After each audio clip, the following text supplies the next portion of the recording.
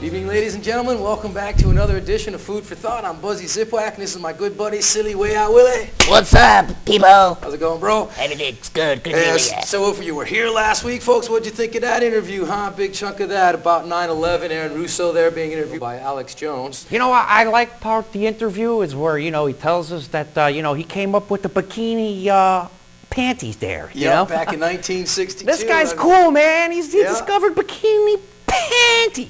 I thought that was pretty amusing myself. Way to go, Aaron. Yeah. I think every man in the country will thank him for that one. Until the thong came along. Yeah, whoever invented that one, you know, we can thank him too. But anyways. That's proof of global warming. You know, the size of underwear through the past 50 years. Used to be big granny ones. Then well, if you want to go down through the centuries, absolutely, man. And no, we don't believe in global warming that's supposedly happening because of the emissions, but that's a whole nother story. Don't get caught in the green thing, even though it's, you know, you got to check it out. So we're going to show you the rest of the interview with Aaron Russo by Alex Jones. So without any more further delay, It's excellent.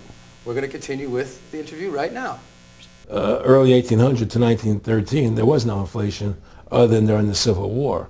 You know, when Lincoln was Well, I'm talking about how much a dollar was worth, and I know... never changed. There was no inflation. In that whole 100 years, there was no inflation. People knew what the money was worth. They could retire. They knew what it would cost them to live their lives out. There was no problem. It was only since 1913 when the Fed came in that we created massive inflation and massive debt. So then what you said earlier, then there really wasn't inflation. There was no inflation. So you don't get inflation when the government issues the money, at least in the U.S. history. Well, not if it's backed by gold. Well, exactly, but I'm talking about, and I did look this up, and I believe that if you look after the country was set up, and some of the things that happened with Andrew Jackson and the rest of it, there were points where it spiked and there were manipulations. There were points, mostly during the Civil War. Yeah, and that's because Lincoln printed so much money. To Exactly. That's right. But once that ended, but basically there was no inflation other than that during that short period of time. I mean, a loaf of bread was a loaf. Of course, the same thing. People could plan their lives.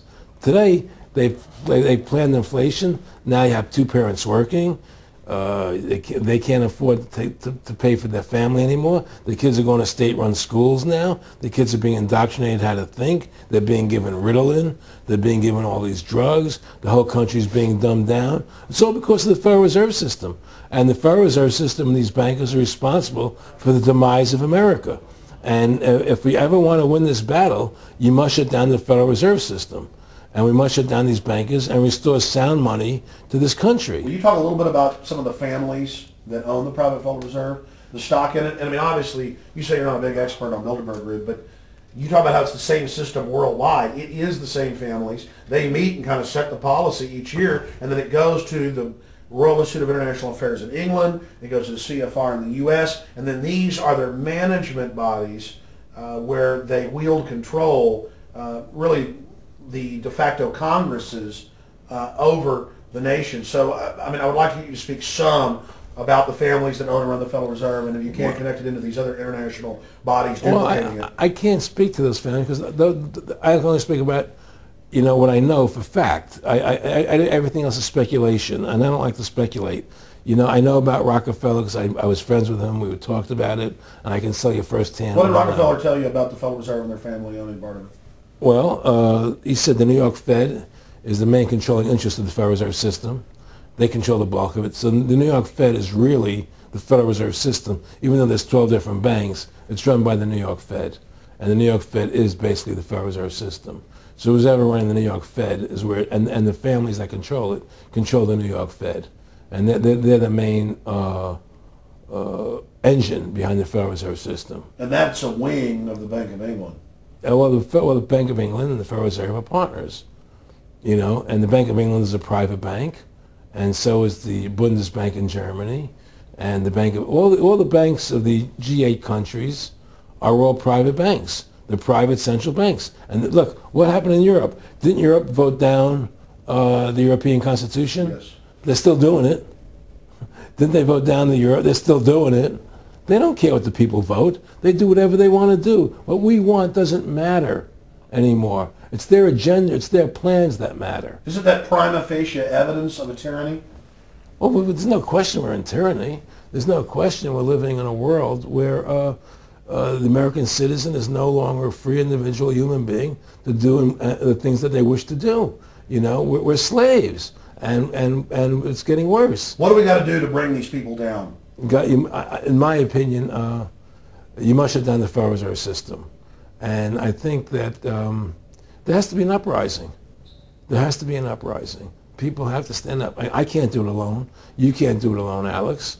And we need to get a majority of people, not a majority of people, but Was 5% won the war against the British, a highly motivated group. But I agree, people have got to get angry first. I mean, not just, yeah, we know it's corrupt and that lackadaisical. We got to get pissed. people don't seem to have the courage to do what they have to do, you know? I want to say you've got a lot of courage. Well, thank you. You know, I don't know if I have a lot of courage. I just have Well, I want to thank you for what you're doing for my family. well, I have a sense of conscience and I have a sense of justice. You know, I get nervous about what I do, but I do it because there's no other choice. You know, I couldn't live with myself if I didn't do it, you know. But the fact of the matter is, I mean, I've ostracized myself pretty much from Hollywood. You know, people are afraid to deal with me in Hollywood a lot because of what I do and the things I say. You know, I don't go along with routines. You know, a lot of people in Hollywood know the truth. They're not willing to stand up and speak about it. You know, and I know many of them have seen my movie, you know, and they know I'm right, and they won't talk about it because everybody's afraid.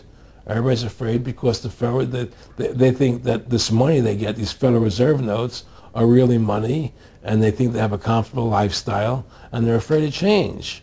You know, they're afraid to stand up for what's right. And until people are willing to stand up and have the courage to do what they need to do, it's not going to change.